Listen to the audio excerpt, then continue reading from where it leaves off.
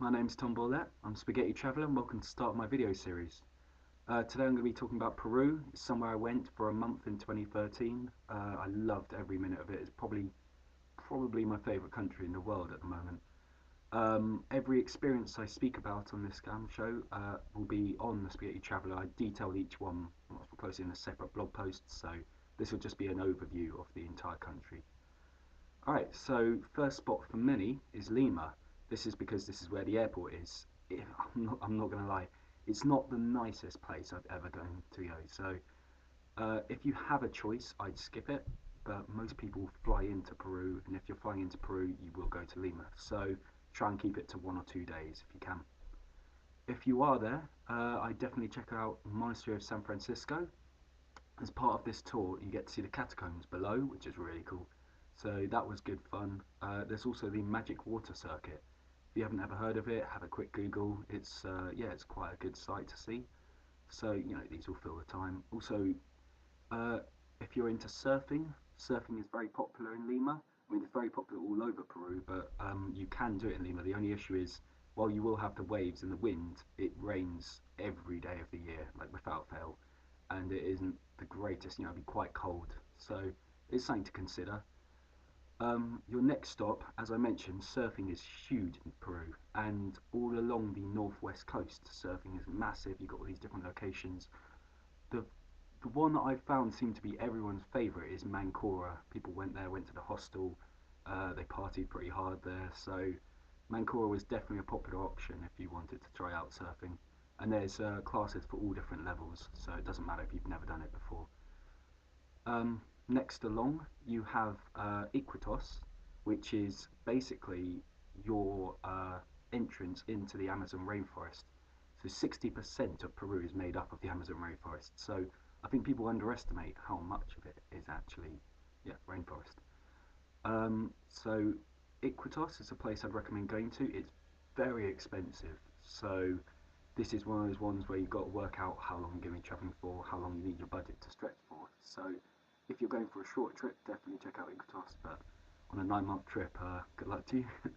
If you do go, try out a cruise. There's a lot of cruises that go through there, and you can also help out, look after sick animals and stuff like that. So it's definitely one for people that love wildlife. Yeah, after that, so back down to Lima again. If you were to head down from Lima, your first stop should be Paracas. This is one right along the coast again. Here you get to see the Alas Balistas. I think I've said that right. This is basically known as the poor man's Galapagos Islands. They're really good fun. It's a lot cheaper, and you get to see plenty of animals such as seals and wild birds and stuff like that. I really enjoyed it. I did it for my birthday, so that was great fun. The other thing is the tour is at about 7:30 in the morning, so you don't, there's nothing else to do in Paracas. I'm not gonna lie. So if you fly in, or sorry, drive into Paracas in the evening, you can then do the tour first thing in the morning, leave all your bags in the hostel, and then once you finish the tour, you can then come back and take your bags and then head on a coach. As part of the Ballistas tour, you've also got the Paracas National Reservation, so this is all included, and that was really good as well. I mean, you'll get some great photos, you can check them out on my site. They're really, really good fun. From here, because you want to head on as soon as you've done the tour, the next stop is Ica. But here's the important bit: you actually want to stay in Huacachina. So this is right next to Ica, but actually it's unbelievable. So Huacachina is an oasis in the middle of the desert, and it's beautiful. You have to check that out on my site. Either look up the things in Huacachina or the sandboarding post I've written. So as you can guess from that, one of the top things I recommend doing is sandboarding and dune buggying. They get you all in a dune buggy, about 6 of you. They fly over the dunes, and I mean at incredible pace. Really, really fast, really good fun, and there's no real danger. It's really good fun. And once you get to the top of the dunes, they let you sandboard down. So yeah, that's amazing fun. One safety tip: I did it standing up because I'm an idiot, but a lot of people have said they've heard of people getting broken arms and broken legs from standing up. So what most people do is they lie down on it, and the actual guides themselves recommend you lie down on the board. So if you're a bit nervous about damaging yourself, it's apparently a lot more dangerous than skiing and snowboarding, and I've never tried that, so I don't know why I stood up straight away, but it had to be done. Uh, else beyond that, in the evening, it's worth climbing up the sand dunes for sunsets. Grab some food and drink with you and take it over and watch it. I thought it was a really, really nice moment. Be careful with your camera. Sand got in my camera and it broke, so that was the end of that one. Um, Beyond that, there is a great bar to drink in called Huacachina, nicely named. Yeah, you get really good priced drinks there, and everyone heads there in the evening for a few. So yeah, it ends up quite messy in this place. For food, for your hangover day, La Casa di Bamboo. This place did an amazing red Thai curry.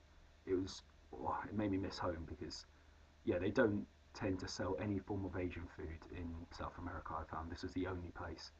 So yeah, I grew up on Indian and Thai food despite living in England, and yeah, no, it was amazing.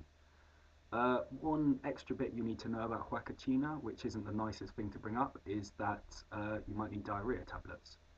It's not the nicest thing to talk about, but you know, they are quite essential, especially as there are swimming pools in this area and you will swallow accidentally a lot of water.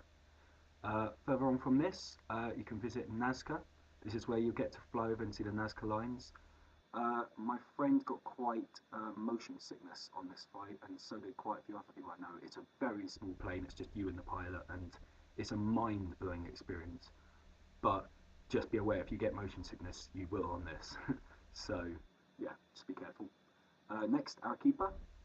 Arequipa is almost like a gateway to many other things you can do. So from Arequipa, I booked the Colca Canyons. All these things that you book it in a hostel on, day before you do it. Colca Canyons, you've got a 2 or 3 day trek. I'd recommend the 3 day one, so you actually get to appreciate it much more. You can also do mountain biking down a volcano in Arequipa. That's really good. I really love it if someone had some photos of that. As you know, I had no camera. So, whitewater rafting, that was really good fun. I'm absolutely hooked to whitewater rafting. It's amazing. And also, you can learn Spanish quite cheaply in Arequipa, so that's worth giving a try. Next one, Cusco. So Cusco was my next point. You could actually go Cusco then Arequipa if you prefer. But yeah, here is the gateway to Machu Picchu. So it's a well-known area. You've got several choices on the Machu Picchu trek. I went for the jungle trek because this involved whitewater rafting, zip wiring, mountain biking, the whole lot. And the mountain biking was so much fun. It was second to Death Road over in Bolivia. It was just mind-blowing. Yeah, so beyond the usual Machu Picchu trek, you can also explore, I think it's called Pisac Market. It was really good. You've got all these weird, traditional, crazy witch market stuff. It's just really interesting, and the tour of it is great.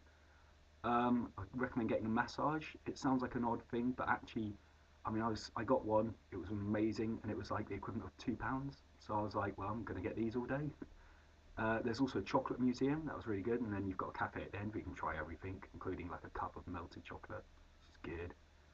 The restaurants in Cusco are the best in the whole of South America, so try out all of them. Seriously, they're not cheap, but they're worth it.